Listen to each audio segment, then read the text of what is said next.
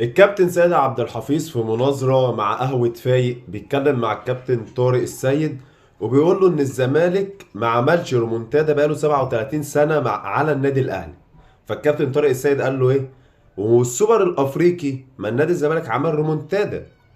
كابتن سيد عبد الحفيظ يمين شمال مش عايز يعرف ان الرومونتادا يعني العودة. فالنادي الزمالك كان داخل فيه جون ودخل التعادل واخد الماتش، فدي اسمها رومونتادا.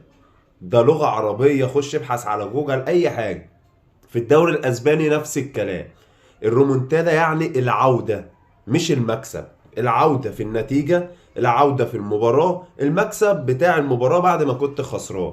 ده كده بند، لا انا معرفش هم بيحطوا حاجات كده على دماغهم والناس بتمشي وراهم، ويقول لك عليه فيلسوف. كابتن عادل الكيعي بقى يقول لك ايه؟ انا عايز اعرف حاجه ومن حقي اسال.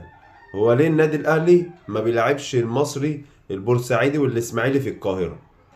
هو من امتى النادي الاهلي بيروح يلعب المصري البورسعيدي في ملعبه؟ ومن امتى النادي الاهلي بيروح يلعب الاسماعيلي في ملعبه؟